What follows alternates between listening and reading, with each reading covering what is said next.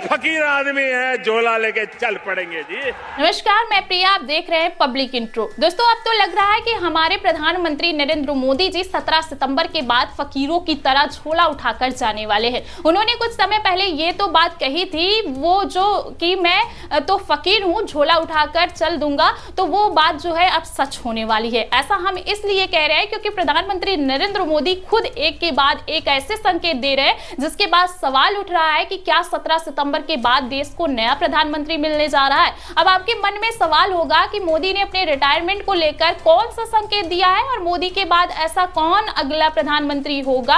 आपके मन में इन दोनों सवालों को लेकर जो है जवाब जरूर आप चाहते होंगे, तो हम आपको इसी वीडियो में इसका जवाब देंगे। दोस्तों, आपको बता दें कि जो है पिछले कुछ समय से आप देख रहे हैं कि मोदी सरकार अपने ही फैसले की वजह से बैकफुट पर आ रही है। पेंडिंग में पड़े काम को निपटाया जा रहा है। ऐसा तब हो रहा है जब मोदी 75 साल के होने वाले हैं। इसीलिए रिटायरमेंट को लेकर अटकलों का बाजार गर्म होता जा रहा है। जी हां, आपको बता दें कि सबसे ज्यादा चौंकाने वाली तस्वीर 7 सितंबर को देखने को मिली, जब भाजपा सांसदों की 2 दिन की वर्कशॉप में पहुंचे मोदी और पहुंचते ही रिटायरमेंट को लेकर संकेत दे दिया गया। इस पर हम बात करेंगे, लेकिन उससे पहले 17 सितंबर से पहले अधूरे काम को मोदी जी क्यों जल्दी जल्दी निपटा रहे हैं, इस पर आते हैं। आपको बता दें कि 9 साल जीएसटी की दरें जो है वो 9 साल में कम नहीं की गई, लेकिन अचानक से जो है जीएसटी दर कम कर दी गई। पहले जीएसटी में 4 स्लैब थे, मगर अब 2 कर दिए गए। 5% का और 18 का जो है कर दिया गया, जबकि राहुल गांधी तो शुरू से 2 स्लैब की बात कर रहे थे, मगर अब किया गया। दूसरी बात मणिपुर दौरे की कर लेते हैं।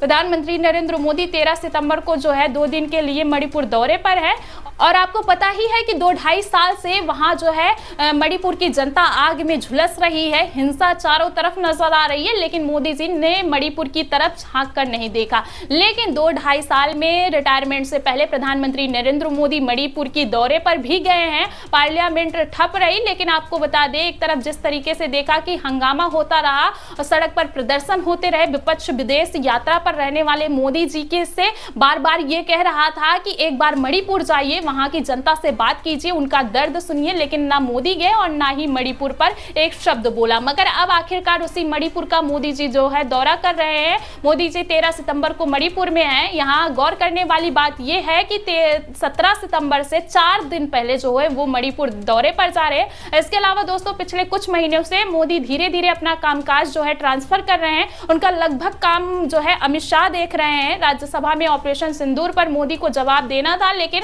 जवाब अमित शाह ने दिया। आखिरकार जिस बात पर प्रधानमंत्री को बोलना चाहिए वो काम अमित शाह को क्यों दी जा रही है, अमित शाह को वो जिम्मेदारी क्यों निभानी पड़ रही है। इन्हीं सब हालातों के बीच मोदी ने अपना विदेश यात्रा तक रद्द कर दिया। दोस्तों, आप इस बात से अच्छी तरह से वाकिफ होंगे कि मोदी जी को विदेश यात्रा पर रहना कितना पसंद है, लेकिन अचानक मोदी जी का एक अहम विदेश दौरा रद्द कर दिया गया। ये विदेश दौरा जो है 26 सितंबर को यूनाइटेड नेशन का था। जी हाँ, सबसे अहम आप कह सकते हैं मोदी जी का स्पीच यूनाइटेड नेशन के जनरल असेंबली में होना था। वहां पर ट्रंप, पुतिन और शी जिनपिंग सभी को बोलना है, लेकिन अचानक से दौरा कैंसिल कर दिया गया। अब मोदी जी की जगह पर विदेश मंत्री जाएंगे। यह सभी संकेत मोदी जी के रिटायरमेंट की ओर इशारा कर रहा है, क्योंकि सारे काम जो है 17 सितंबर के पहले हो रहे हैं। लेकिन 7 सितंबर को जो तस्वीर सामने आई उसने इस हवा को और बल दे दिया। दिल्ली में भाजपा सांसदों की 2 दिन की वर्कशॉप को रखा गया। इसमें एनडीए के सभी सांसद शामिल हुए,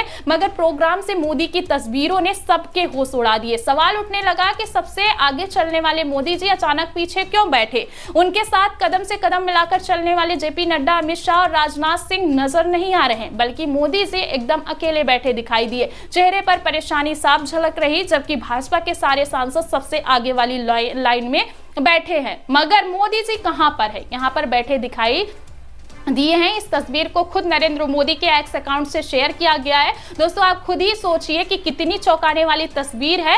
अब इसका क्या ही मतलब निकाला जाए। जैसे कि आप देख सकते हैं तस्वीर को, इससे पहले कभी ऐसी तस्वीर देखने को नहीं मिली। अगर किसी प्रोग्राम में मोदी जी गए तो सबसे आगे नजर आते थे, लेकिन पिछले 11 सालों में ऐसा आपने देखा ही है कि कभी नहीं हुआ। जो इशारा ये सब कर रहा है, आप खुद ही अंदाजा लगा सकते हैं कि ये प्रधानमंत्री नरेंद्र मोदी के रिटायरमेंट के संकेत दे रहा है। भाजपा के अंदर खाने जो है कुछ खिचड़ी पक रही है, कुछ तो बहुत बड़ा होने वाला है। अभी 2 दिन पहले प्रधानमंत्री नरेंद्र मोदी जो है वो राष्ट्रपति से मुलाकात किए थे। मुलाकात के भी कई मायने निकाले गए। कई लोग इसे उनके रिटायरमेंट से जोड़कर देख रहे हैं, क्योंकि 17 सितंबर को पीएम मोदी 75 साल के होने वाले हैं और वह टर्म लाइन है जिसके चलते आडवाणी, जोशी समेत कई दिग्गजों को मार्गदर्शक मंडल में डाल दिया गया। ये भारतीय जनता पार्टी का वसूल है। इससे सवाल उठ रहा है कि क्या अब मोदी का नंबर है, मोदी भी मार्गदर्शक मंडल में जाने वाले हैं। हालांकि पीएम मोदी के वो राष्ट्रपति से मुलाकात चीन में आयोजित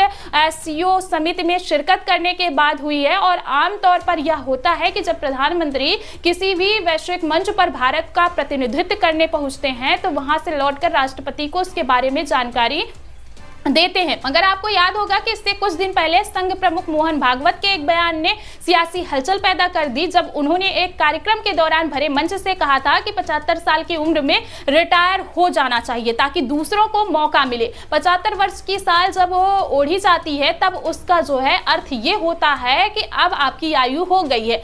75 वर्ष की साल जब ओढ़ी जाती है तो उसका अर्थ ये होता है कि अब आपकी आयु हो गई, अब जरा बाजू हमको करने। अब दोस्तों इतने सारे संकेत, खबरें, बयान इशारा कर रहे हैं कि 17 सितंबर के बाद देश की राजनीति में बहुत कुछ बड़ा फैसला आने वाला है, बहुत कुछ बदलने वाला है और बहुत कुछ देखने को मिल सकता है। हालांकि भाजपा के चाणक्य कहे जाने वाले अमित शाह ने खुलकर साफ कर दिया है कि चाहे कुछ हो जाए 75 साल पूरा होने पर मोदी जी पर कोई असर नहीं पड़ेगा।